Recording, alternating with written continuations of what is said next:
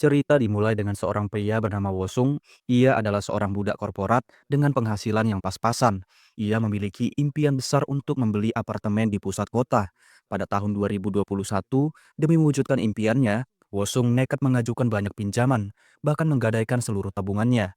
Tak berhenti di situ, ia juga rela menjual lahan milik ibunya demi mendapatkan apartemen yang selama ini ia impikan. Namun pada tahun 2024, semuanya berubah. Apartemen yang dibelinya justru mengalami penurunan harga yang sangat drastis. Wosung pun mulai frustasi karena tumpukan utangnya yang kian membengkak. Ia pun menjadi bahan bulian oleh rekan kerjanya. Mereka menyebut Wosung sebagai pemilik rumah yang miskin. Tak lama kemudian, salah satu kawannya menyarankan untuk investasi ke kripto.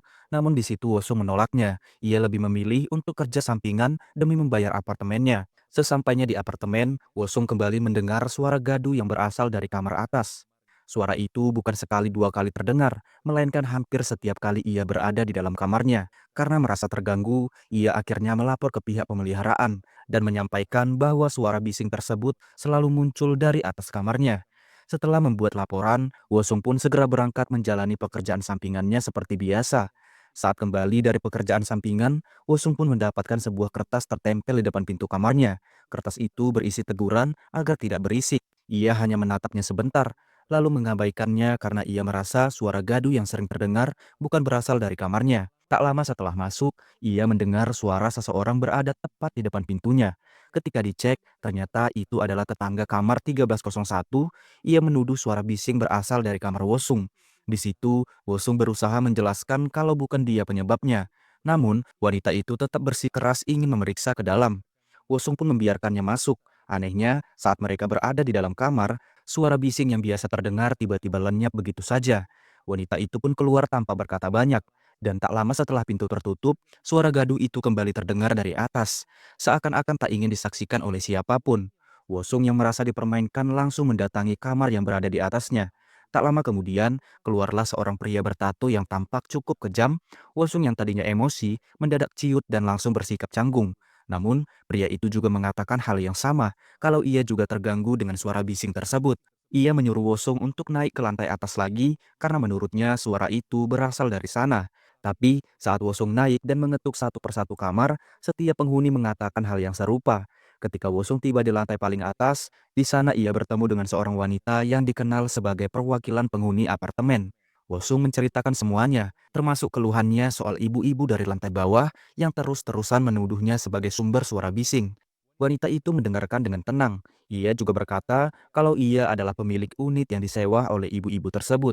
Ia juga bisa saja tidak memperpanjang masa sewanya ibu-ibu tersebut. Terlihat wanita itu memberi Wosung sebuah amplop dan menyuruh Wosung bersabar untuk sementara waktu. Keesokan harinya, temannya kembali membahas soal investasi kripto. Ia menyarankan Wosung untuk ikut berinvestasi karena kabarnya akan ada keuntungan besar hingga 815%. Temannya juga menyarankan agar Wosung mengambil pinjaman lagi demi meraih keuntungan tersebut. Namun, Wosung masih diliputi keraguan. Ia masih belum 100% yakin untuk terjun ke dalam investasi tersebut.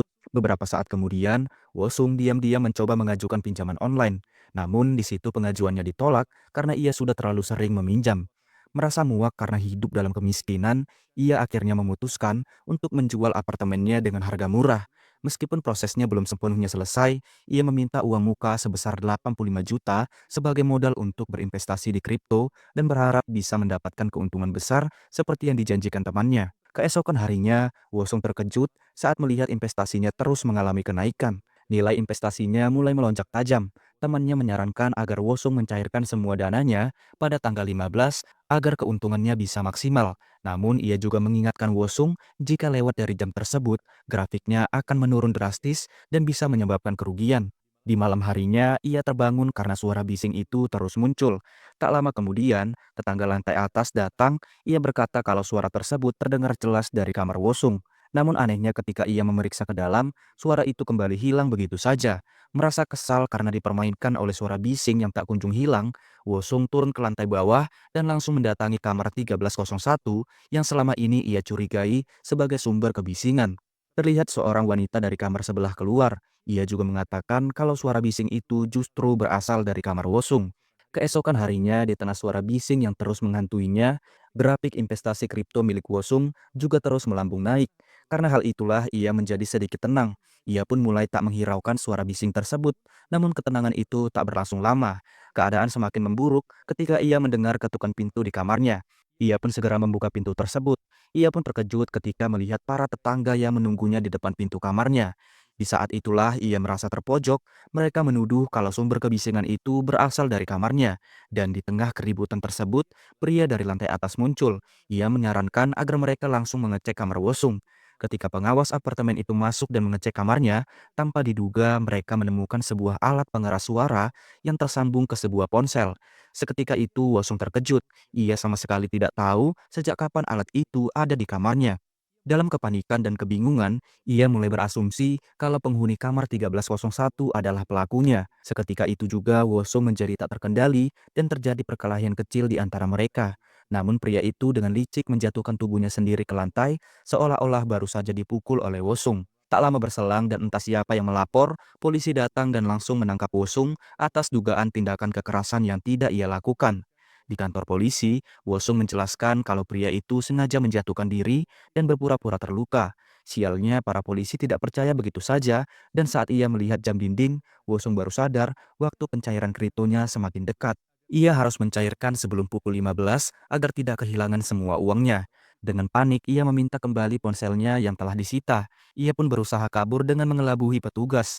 Ia pun langsung berlari ke ruang kepala polisi dan langsung mengecek kriptonya, dan benar saja nilai kripto itu terus melambung.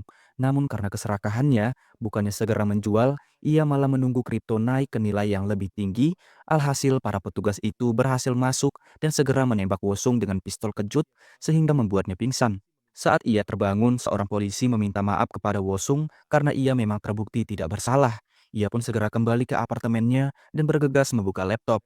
Sialnya, saat ia mengecek kriptonya, ternyata ia tak berhasil menjualnya saat di kantor polisi. Alhasil kriptonya sudah anjlok drastis dan kesempatan untuk mendapatkan keuntungan besar pun sirna. Di situ terlihat ia sangat frustasi karena seluruh asetnya habis dan masa depannya terasa hancur total. Dalam keputusasaan, ia memutuskan untuk bunuh diri. Namun, tepat saat ia berdiri di ambang jendela, suara bising itu kembali terdengar. Suara itu terdengar dari kamar 1301. Seketika amarahnya meledak-ledak, ia teringat pada sepasang suami istri yang selama ini menuduh dan memfitnahnya dengan membuat hidupnya berantakan. Dengan tatapan kosong dan langkah yang berat, Wosung turun ke lantai bawah sambil membawa sebuah palu di tangannya. Namun sebelum ia sempat bertindak, pria bertato dari lantai atas tiba-tiba muncul. Ia refleks dan langsung menyerang pria itu. Untungnya suara bising itu terdengar kembali. Pria bertato itu baru sadar kalau suara bising itu memang bukan berasal dari kamar Wosung. Seketika itu pria bertato itu meminta maaf kepada Wosung karena telah menuduhnya selama ini. Ia kemudian mengajak Wosung mengecek bersama dan pergi menuju kamar 1301. Saat sampai di bawah, ternyata kamar tersebut tidak terkunci. Terlihat mereka masuk dan mengecek seluruh ruangan, namun tidak menemukan sumber suara bising tersebut. Mereka malah menemukan kontrak perpanjangan sewa apartemen. Ternyata wanita itu juga membeli apartemen Wosung saat ia butuh dana untuk investasi kripto. Dari situlah mereka mulai berasumsi kalau wanita itu adalah dalang di balik suara bising yang selama ini mengganggu.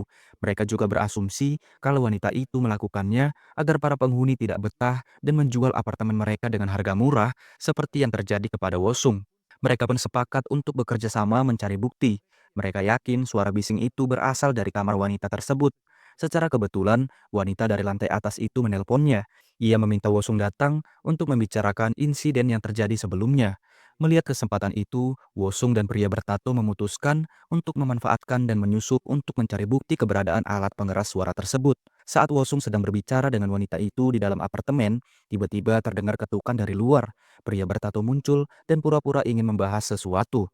Melihat kesempatan itu, Wosung berpura-pura meminta izin untuk pergi ke toilet.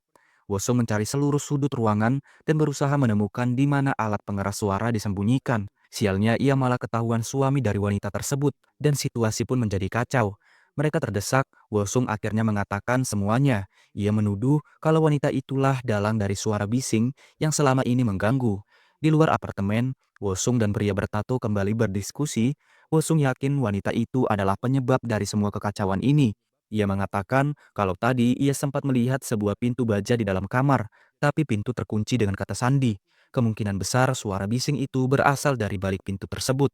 Wosung ingin kembali masuk untuk memastikan, namun pria bertato mencegahnya. Ia mengatakan kalau itu terlalu beresiko dan bisa memperburuk keadaan. Ia menyarankan agar Wosung beristirahat terlebih dahulu dan menunggu waktu yang tepat untuk menyusun rencana yang lebih matang.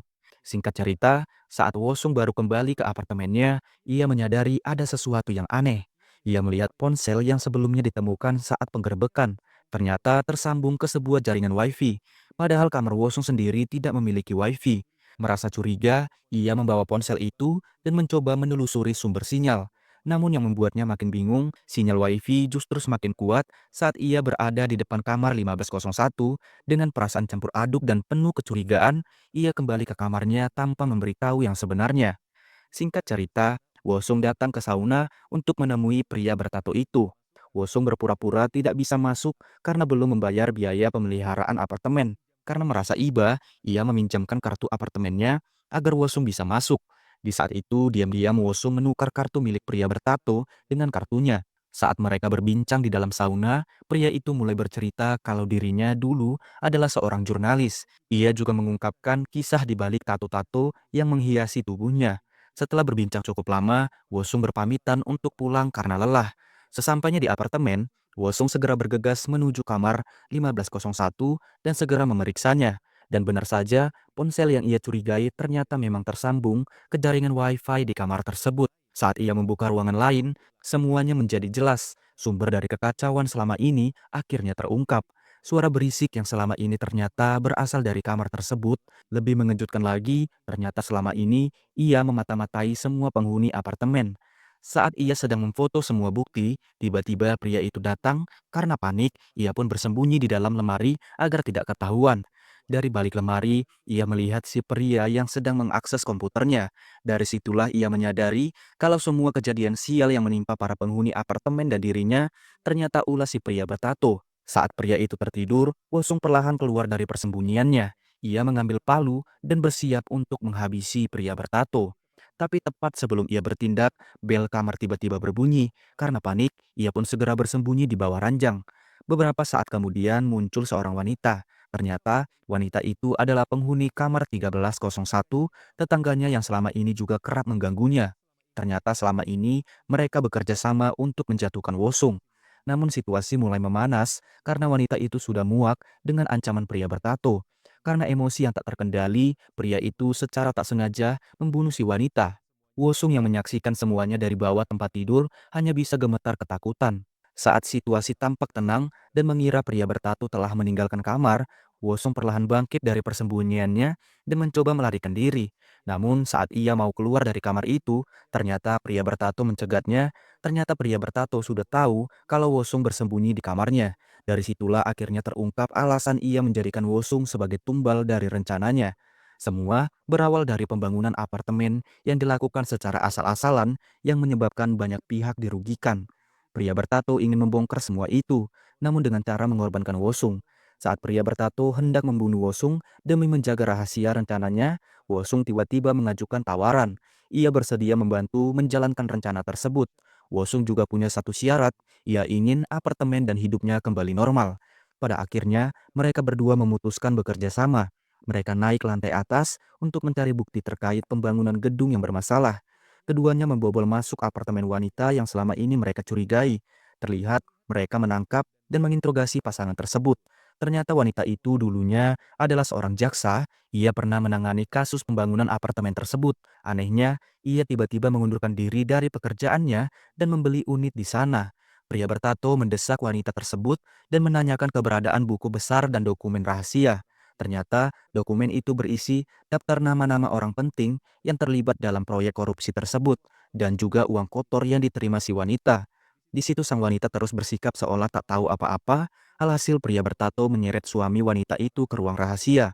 Saat pria bertato berusaha membuka pintu baja miliknya, tiba-tiba wanita jaksa itu menghasut Wosung untuk menyelamatkannya. Saat Wosung ingin melepaskannya, pria bertato datang dan menyeret wanita itu ke ruang rahasia. Di saat yang bersamaan, diam-diam Wosung mengambil pistol milik wanita tersebut. Ia pun berusaha menembak pria bertato dari belakang. Namun tololnya, Wosung tidak bisa menggunakan pistol tersebut. Alhasil, Wosung pun dihajar oleh pria bertato. Saat pria bertato mengajar Wosung tolol itu, si wanita bergegas menembakkan cairan beracun ke wajah pria bertato. Melihat pria bertato itu lari, wanita itu menyuruh suaminya untuk segera membunuhnya. Sayangnya suaminya malah mogat di tangan pria bertato. Melihat pria bertato tertusuk dan tak berdaya, wanita itu menyuruh Wosung untuk menghabisinya. Namun di situ, Wosung bingung harus memihak ke siapa. Sontak wanita itu memukul Wosung dari belakang. Saat wanita itu hendak menghabisi nyawa Wosung, tiba-tiba pria bertato bangkit dan langsung menghabisinya. Namun karena ia sudah tak kuat berdiri, ia meminta Wosung untuk mengambilkan buku besar tersebut. Alih-alih memberikannya, Wosung justru membakar buku besar itu bersama dengan kontrak penjualan apartemennya. Setelah itu, ia melepaskan pipa gas di dalam ruangan dan berjalan keluar dari gedung. Beberapa saat kemudian terdengar ledakan hebat yang mengguncang seluruh apartemen. Singkat cerita, Wosung melaporkan seluruh kasus itu kepada pihak kepolisian. Namun karena semua bukti telah hangus terbakar, mereka tidak bisa memproses lebih lanjut.